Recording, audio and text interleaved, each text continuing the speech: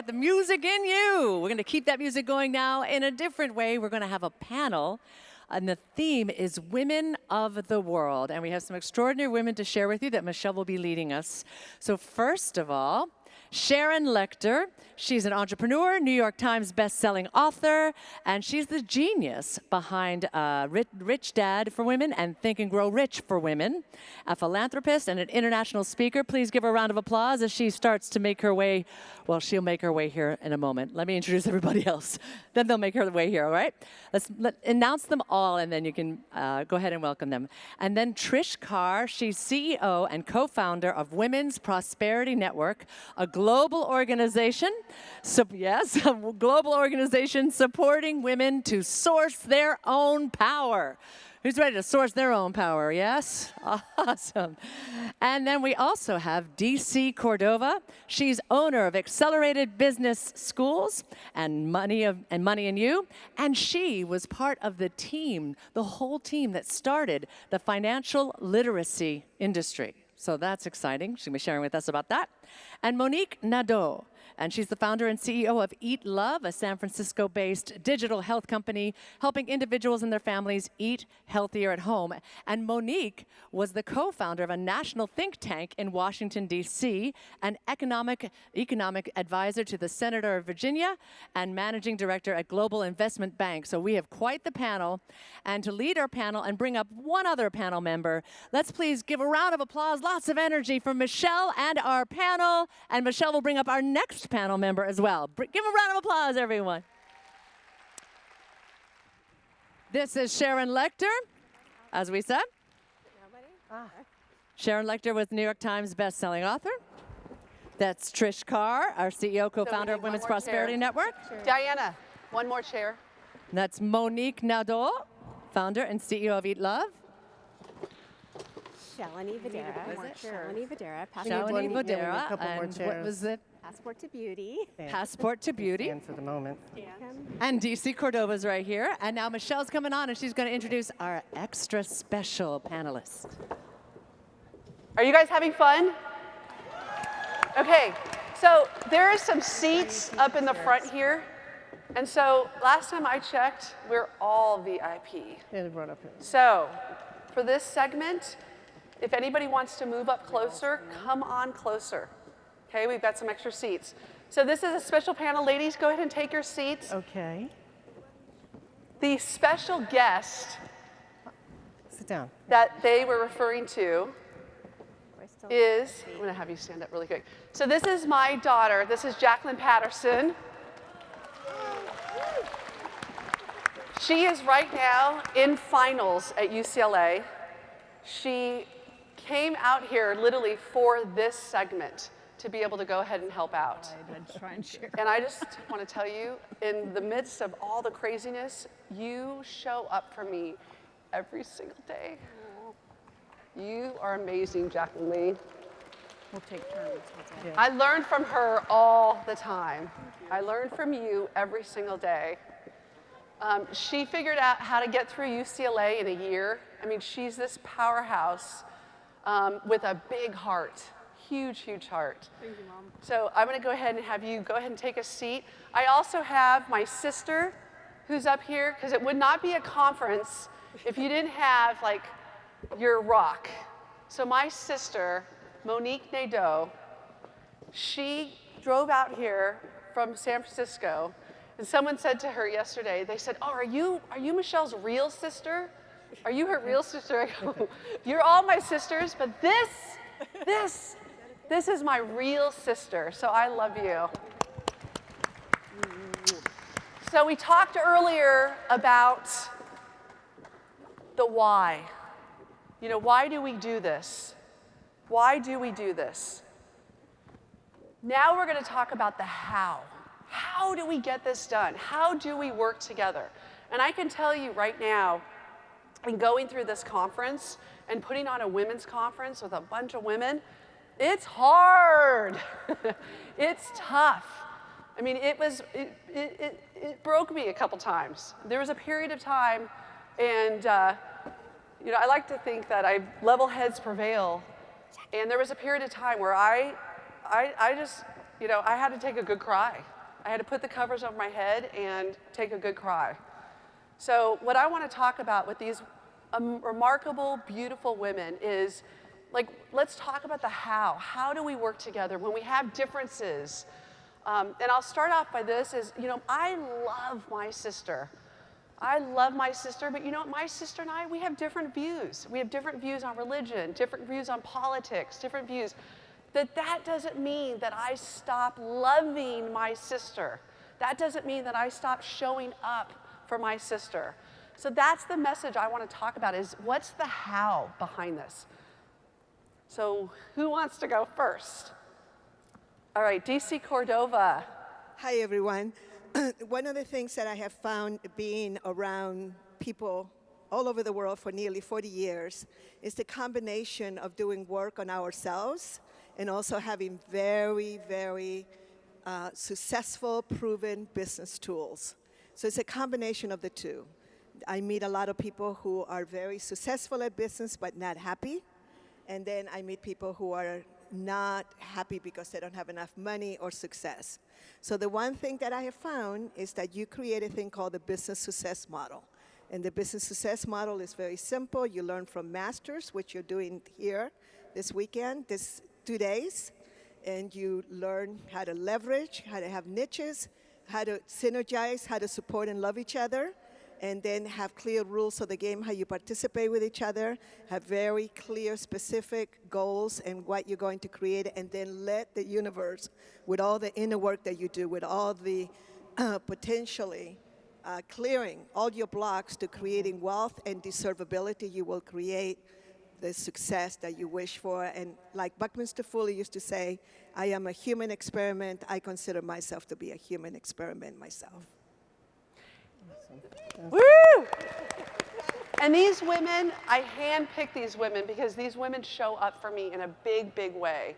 And DC, I mean, you remember Jacqueline was 14. Yes. She's now 19, and we went to Money and You before I was doing any of this. And I said, I've got my daughter with me. And you said, bring her with you. Let's go. Come to that. So thank you. We watched Jacqueline grow up. Yes. So this is not about showing up to be on stage or to be, this is about showing up when you're calling and you're in tears and you're like, I'm stuck. I don't know what to do. And you can let down your guard and you can be transparent. These women, that's how we show up for each other. And I agree, Michelle. You know, actually, Mike, thank you. You know, one of the things that I found in, you know, the trials and tribulations of being an entrepreneur is the fact that it's so important to create your tribe, you know, because they are there to support you. And when you go to the how, one of the things that I have proactively done in the last few years is really made an effort to create groups of women. So, for instance, I invited you to Lena the other night, which is the Ladies International Networking Association we created in LA. And it was specifically women that we knew had, you know, a certain leadership skill at a certain Rolodex level where you come and it's just needs and leads. And the rules are you can come and say, I need this, can you help me? And everybody pitches in and helps.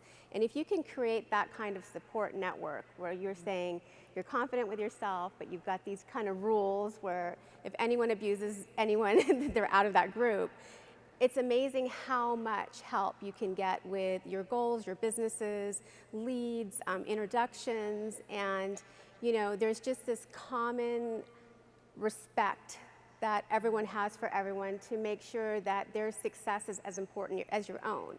So I am a big, firm believer of creating your tribe and really looking for groups in wherever you live where you can join and meet like-minded women. And I think, Shell, you ask. Like, you put yourself out there where you ask too. I mean, we were talking, and she's got some amazing products. I mean, you're doing amazing things in the world. I mean, I'd love for you to share that because it's important for us to celebrate each other. You know, and what happens oftentimes is that we do not share because we think it's going to take away from what we're sharing. And it's just the opposite.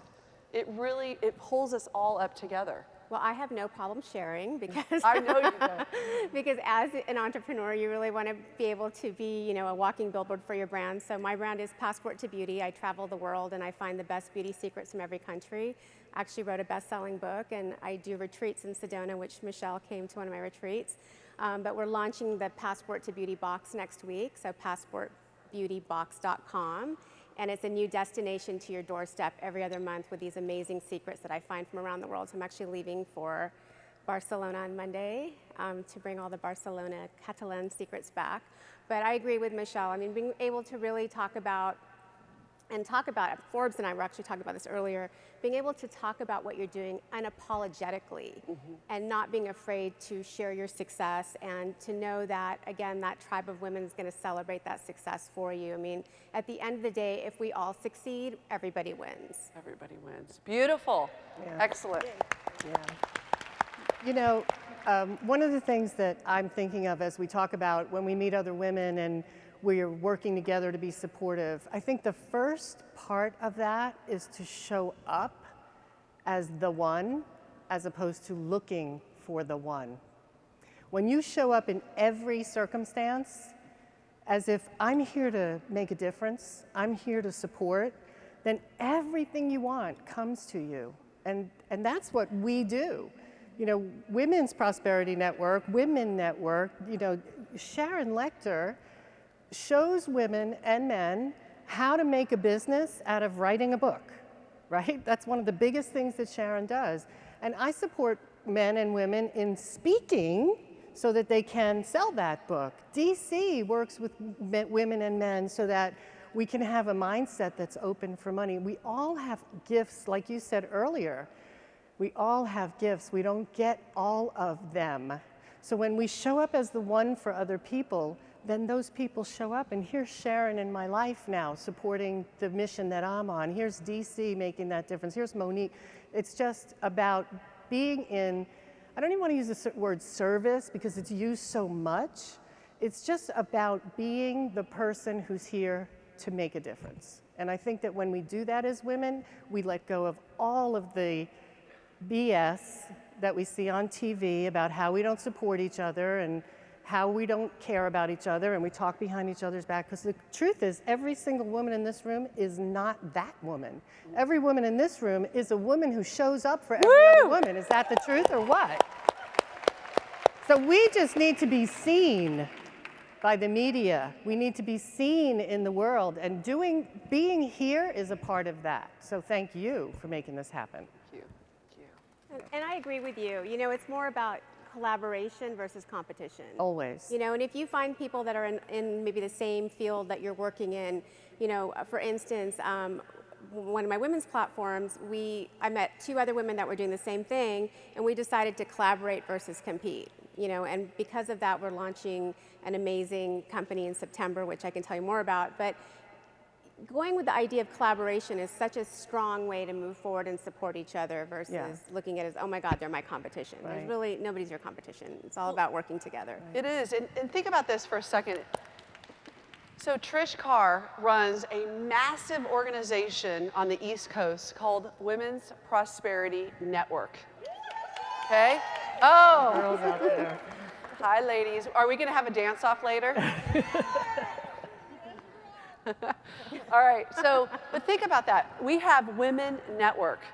So we come together, and it was like, oh my gosh, how cool is this? We could change the world together. We could do dance-offs all over. We could have amazing things happen. Versus, wow, her name is really close to my name. Right. I'm going to compete. It's competition. It is about collaboration. If we're going to get this world back on track, it's going to be coming together like we're coming. Right, and you know what the important thing is, I think, is that oftentimes when we're talking about collaboration, it's like, okay, how can we collaborate?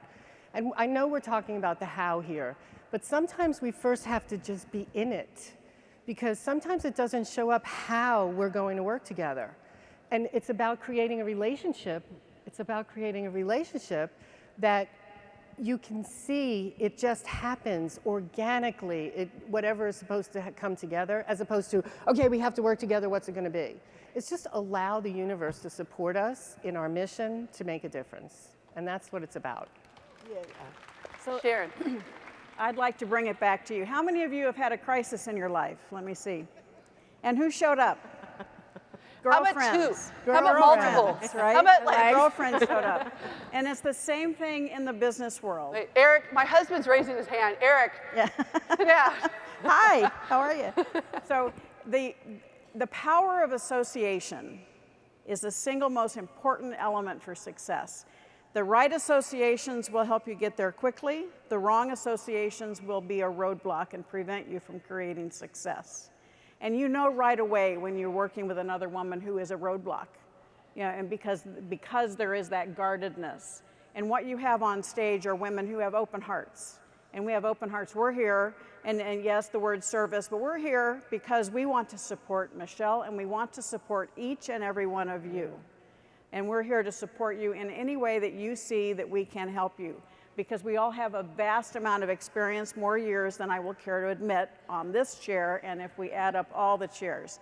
So we are here because we care about women supporting each other. It's that peer relationship. Being an entrepreneur is very lonely.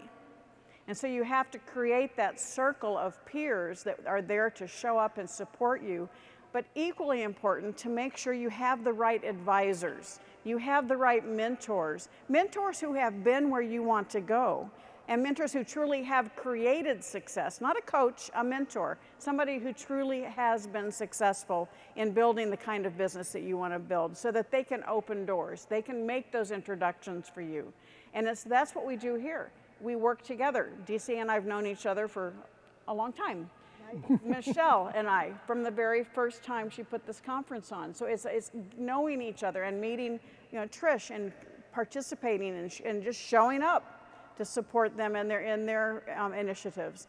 And so each and every one of us, it is all about showing up. But it's also so important for you to look at your own associations, not just the ones that are good, but the ones that you need to start minimizing and know that they may be holding you back. It's like feng shui, but for your soul. Here, Auntie Mo. Oh, I got in trouble. I said Auntie Mo. I'm sorry. My sister Monique Nadeau. Sorry. I knew that would happen. No, it's just, I think, I mean, I look at it from the basis that I run a tech company up in San Francisco. I'm an entrepreneur. I'm funded by venture capital. For every $100 million, $2.8 million goes in funding to women. So in my time in Washington and now... So wait, I'm so You sorry. hear that? Because what is going on? Repeat Like, those numbers seriously. again. So I'm just a little bit of like a reality in that sense, which is I think before also the how, you have to think of how far you have to go. So a couple statistics, and again, I come from Washington, D.C. I ran a think tank, fiercely bipartisan, should I say, and women make 77 cents on the dollar, and that's on average across. We're on less than 20, about 12.1% of corporate boards, and that's really only changed less than 1% over the last decade. So whatever we think we're going to be doing for each other, we better get going. And so the way I look at it, but really, and I think the way I look at it is, and again, kind of, you know, I feel like a bit like Benjamin Button, starting my career on Wall Street, and there were 6 female partners, and I was the only one with a baby, and there were 179 out of globally. And I think that I feel like I've gone that way, and then Washington, and realizing that our healthcare bill in the Senate will be decided by 10 white men. 13 if we're lucky. So, and now looking at it, I think that I start from the basis now that I carry my backpack and I walk 3 miles each way to my office in San Francisco. And I look at it and I think, you know what, I don't have the Prada bag, the fancy shoes anymore. I have my laptop, which is actually behind there, and I might even do some work today. But I think about what are the 3 things I did for somebody else before I start complaining about those statistics. So this week, I'm going to sit down and I'm going to help a physician who's decided to launch a business to write her business plan. I will do a recommendation for a young lady to get into law school. And then I will look at and go through financials, which is obviously my background, and be able to point out of everything that this young woman could do better.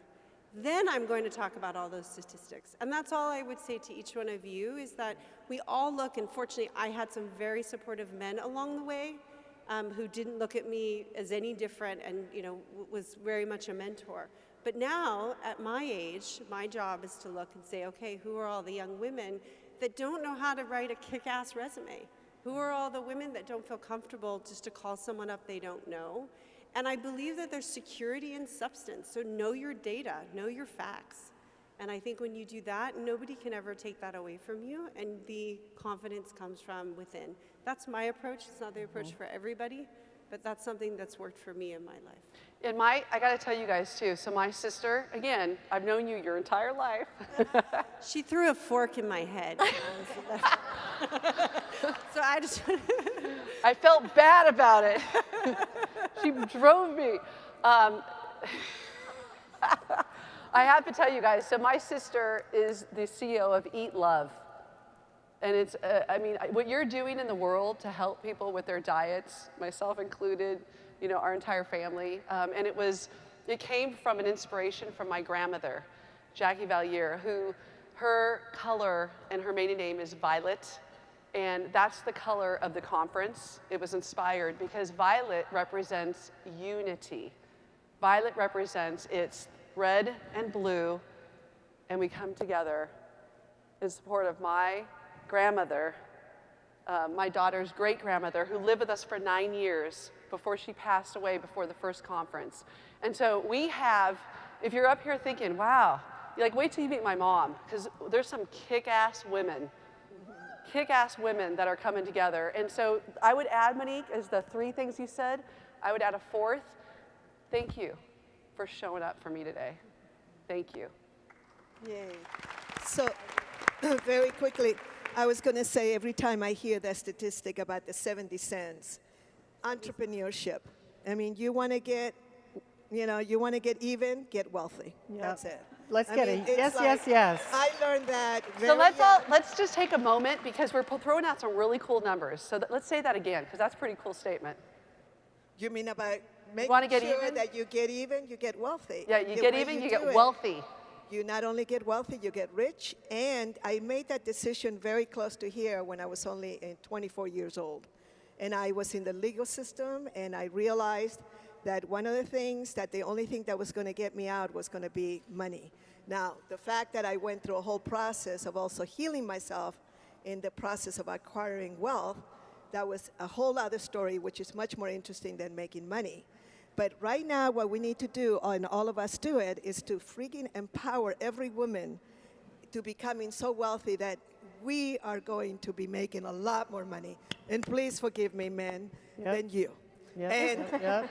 And one of the things I just want to say very quickly, Sharon Lecter and I have a history. I was Robert Kiyosaki's partner for 9 years, prepare him while he was leading Money and You Business School for him to meet Sharon. And Sharon was the person, whenever you hear Rich Dad, Poor Dad, everybody thinks Kiyosaki did it, and we're talking here to the woman. That was the power behind the distribution. I know, he told me the whole story. And so what happens is that we also need to really encourage all of us to really step forward, because we have a tendency to really step back. So I encourage all of you women, not only become entrepreneurs, if you're not an entrepreneur, be part of an entrepreneurial team and learn from these amazing masters and my young Jacqueline that is awesome. And a lot of us are doing exactly that. The latest stats that just came out last week are women are starting businesses 5 times quicker than men. The problem is only 3 to 4% are making more than $1 million. And that's what we need to change. We need to support each other in getting past that $1 million mark, because once you learn how to get past that, then 100 million isn't as tough as the first million. Yeah. So it's important for us to work together and understand not just that power of association, but how to leverage our opportunities and really how to build a sustainable company that has systems. So many of us own a job, not a business. And that's a real issue for women. And so it's something that is one of my initiatives, is to teach you how to build a sustainable business with the systems that will allow you to own a business, not a job. A business that can scale, that can leverage your expertise, leverage your talent, and eventually allow you to have an asset.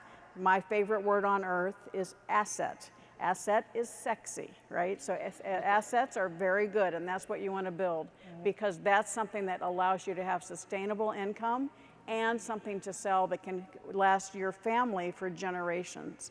So but we can't get there if we don't find and educate ourselves on how to get to that $1 million mark and then well past it. Yeah.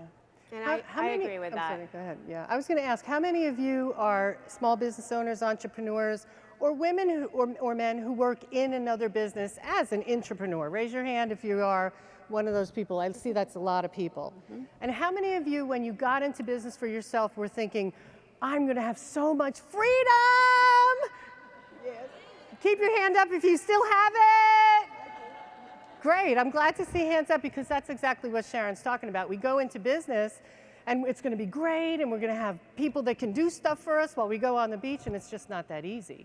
And it's about the associations, leveraging the systems. It's about educating yourself always, never stopping. And that's why you're here, is because it's always a continuous loop of learning, growing, learning, growing. And the more that you do that, the more that freedom shows up.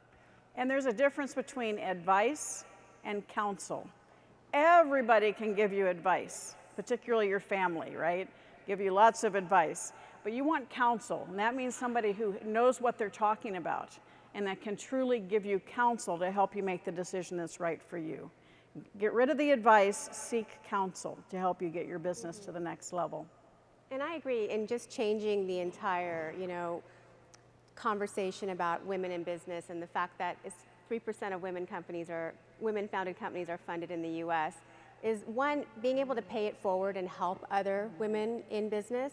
But once you hit that million mark and get to the 100 million, give back, because in the 7 or 8 years I've been doing this, I have yet to go into a boardroom and meeting hundreds of VCs and angel investors and not be the only woman in that boardroom. And it drives me crazy, because I'm like, where are the women? And it's nice to see that there is a change in the landscape, and more women are stepping up and starting to fund women-owned companies, but we need more of that. And it can be something as simple as you meet someone and you think about a friend of yours and say, you two should really connect. It doesn't have to be something that takes you more than a few minutes. One of my favorite books, if you've never read it before, is called The Startup of You. And it was written by Reid Hoffman, who is the chairman of LinkedIn. And I use LinkedIn quite a bit. And it's just this idea that you're making investments in relationships. That's why it's not transactional. That's why it's you're giving first and over time. And I think about the investors that I have, and many of whom I've known for at least a decade. And then they introduced me to someone else.